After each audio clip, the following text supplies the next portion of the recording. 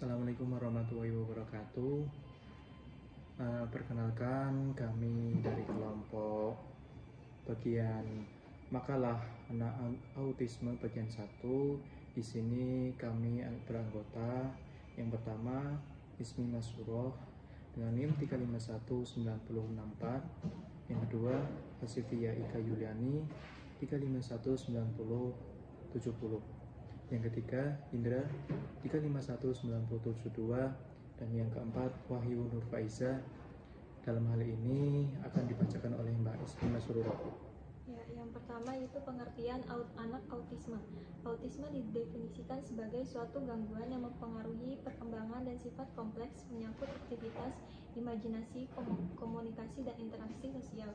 Gejalanya dapat terlihat ketika anak sebelum berumur 3 tahun. Anak penyandang autis mempunyai berbagai masalah yang mengganggu dalam berbagai bidang, antara lain dalam bidang interaksi sosial, komunikasi, pola bermain, gangguan sensoris, perilaku, dan emosi.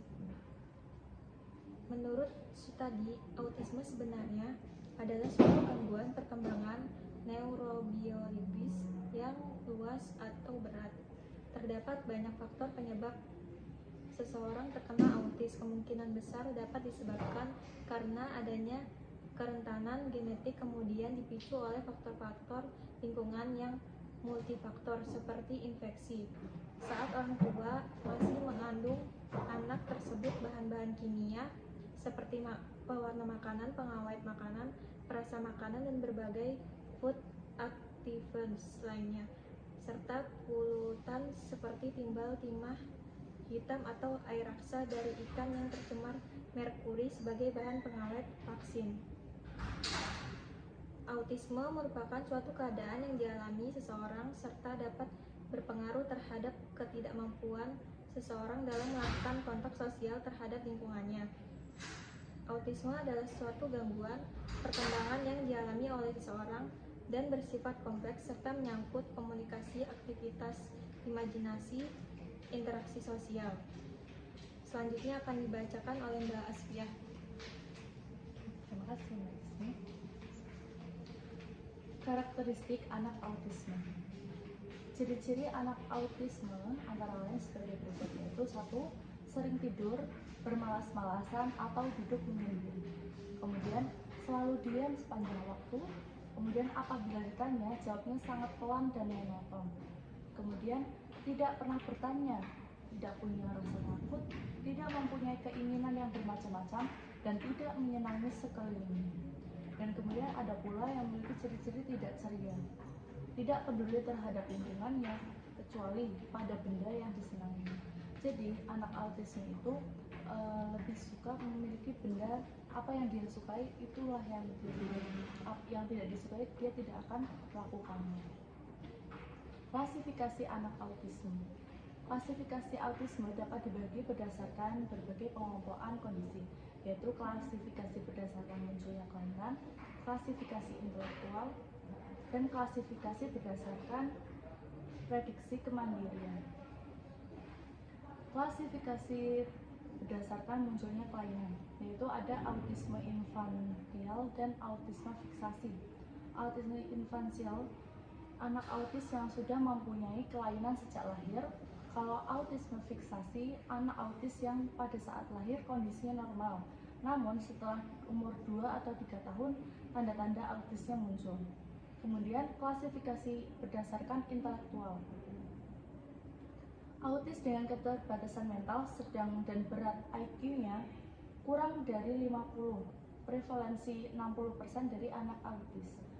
Kemudian anak autis dengan keterbelakangan mental ringan, IQ-nya kisaran dari 50 sampai 70, prevalensi 20% dari anak autis. Kemudian autis yang tidak mengalami keterbelakangan mental ringan, intelijensinya di atas 70, prevalensi 20% dari anak autis. Kemudian klasifikasi berdasarkan interaksi sosial. Nah, kelompok yang menyendiri, kelompok yang pasif, kelompok yang aktif tapi aneh. Kelompok yang menyendiri banyak terlihat pada anak yang menarik diri, acuh tak acuh, dan kesal bila diadakan pendekatan sosial serta menunjukkan perilaku dan perhatiannya yang tidak hangat. Kemudian, kelompok yang pasif dapat menerima pendekatan sosial bermain dengan anak lain jika pola permainannya disesuaikan dengan dirinya.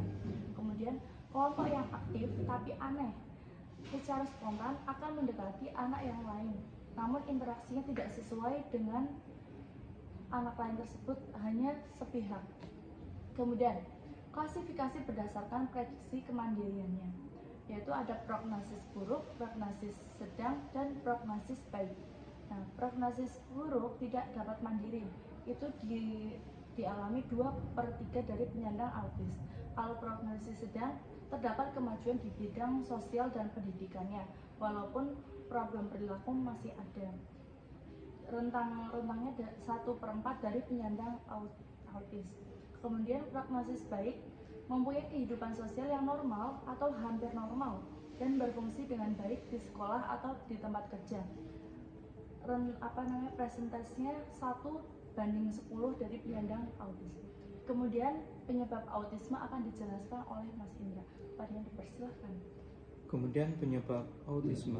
Secara pasti faktor penyebab autisme tidak diketahui, namun autisme dapat terjadi dari kombinasi berbagai faktor termasuk faktor genetik yang dipicu oleh faktor lingkungan.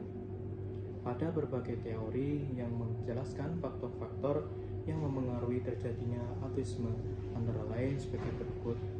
Yang satu, teori biologis. Dijelaskan atau dibedakan menjadi faktor genetik. Keluarga yang terdapat anak autis memiliki risiko lebih tinggi dibandingkan populasi keluarga normal. Kemudian, neuroanatomi, gangguan pada sel-sel otak selama dalam kandungan yang mungkin disebabkan terjadinya gangguan pendarahan atau infeksi dapat dipicu terjadinya autisme. Kemudian faktor gangguan pencernaan, pendengaran, dan penglihatan. Menurut data, 60% anak autis mempunyai sistem pencernaan kurang sempurna. Mungkin timbulnya autis karena adanya gangguan dalam pendengaran maupun penglihatan. Mungkin itu. Baik, untuk selanjutnya saya Wahyu Nurfaiza dengan NIM 3519075. Di sini saya akan menjelaskan mengenai penyebab autisme. Para ahli sendiri itu belum tahu persis apa yang menyebabkan autisme. Namun, kondisi tersebut bisa terjadi akibat masalah di bagian otak yang menafsirkan masuk sensorik dan proses bahasa. Menurut NINDS, autisme disebabkan oleh kombinasi faktor genetik dan lingkungannya. Penelitian terbaru menginformasikan beberapa kelainan genetik yang dapat mempengaruhi seseorang terhadap autisme. Beberapa gen telah terlibat. Autisme seringkali dikaitkan dengan keterlibatan beberapa gen yang diturunkan. Autisme juga bisa menurunkan dalam keluarga, jadi kombinasi gen tertentu dari orang tua bisa meningkatkan risiko anak untuk mengalami kondisi tersebut. Selain itu, mungkin ada faktor metabolik atau biokimia yang dapat menyebabkan gangguan spektur autisme. Penelitian lain melihat pemicu lingkungan termasuk paparan virus tertentu. Meskipun begitu, sejumlah studi komprehensif benar-benar membantah hubungan yang diklaim antar vaksin dan ASD. Paparan pestisida juga dikatakan dengan autisme. Beberapa studi telah menemukan bahwa pestisida dapat mengganggu gen yang terlibat dalam sistem saraf pusat.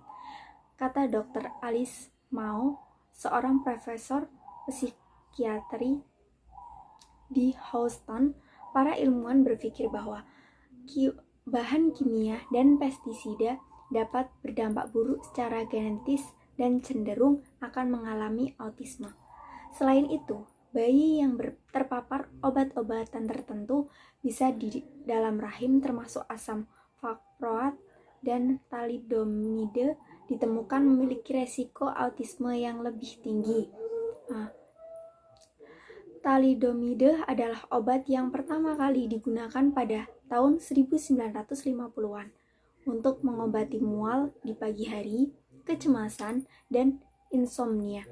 Obat itu ditarik dari pasar setelah dikaitkan dengan cacat lahir. Namun saat ini diresepkan untuk kelainan kulit yang parah dan sebagai pengobatan untuk kanker. Wanita hamil yang mengonsumsi obat atau bahan kimia tertentu seperti alkohol atau obat anti kejang juga bisa mungkin melahirkan anak dengan autisme. Selain itu, faktor lain yang menjadi penyebab autisme juga kerap dikaitkan dengan usia orang tua. Perempuan yang berusia sekitar 40 tahun memiliki resiko 50% lebih besar untuk memiliki anak autis ketimbang perempuan di rentan usia 20-29 tahun. Para peneliti tidak yakin mengapa usia orang tua dapat mempengaruhi resiko autisme.